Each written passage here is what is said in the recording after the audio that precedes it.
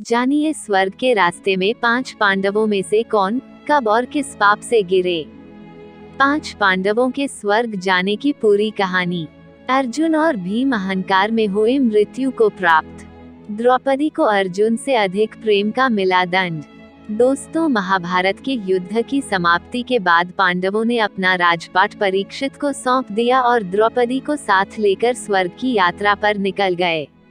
स्वर्ग की यात्रा की कठिन थी, लेकिन पांडव चाहते थे कि वो सशरीर स्वर्ग तक पहुँचे।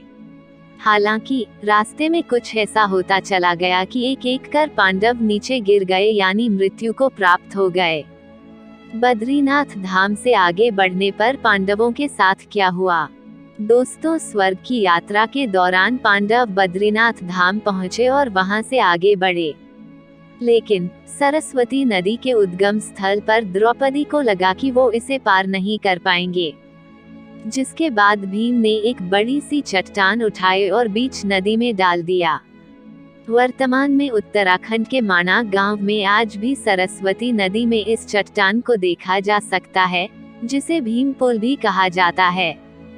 द्रौपदी ने सरस्वती नदी को पार तो कर लिया, लेकिन कुछ दूर आगे जाने के बाद ही वो गिर गईं और मृत्यु को प्राप्त हो गईं।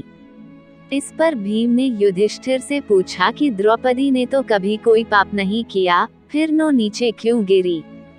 युधिष्ठिर ने जवाब दिया कि द्रौपदी हम सब में अर्जुन को ज्यादा प्रेम करती थी, इसलिए वो गिर गईं।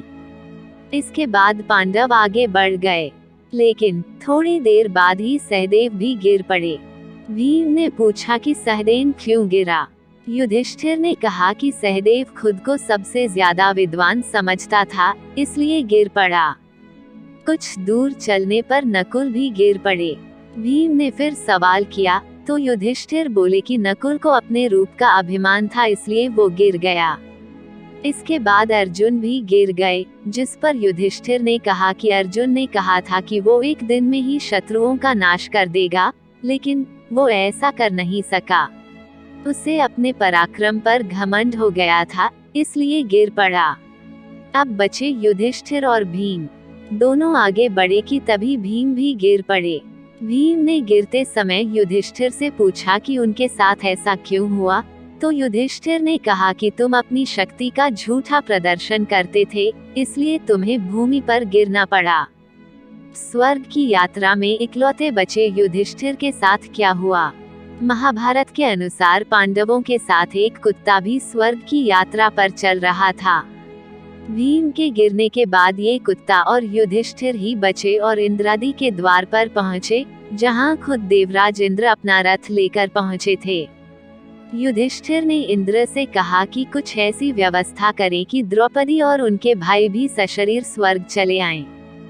इस पर इंद्र ने कहा कि ऐसा नहीं हो सकता, क्योंकि वो पहले ही मृत्यु को प्राप्त कर स्वर्ग लोक पधार चुके हैं।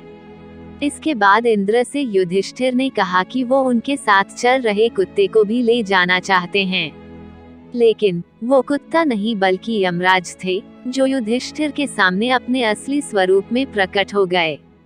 यमराज युधिष्ठिर से बेहद खुश नजर आए कि उन्होंने अपना धर्म निभाया, जिसके बाद इंद्रदेव और युधिष्ठिर रथ में बैठकर स्वर्ग की ओर प्रस्थान कर गए।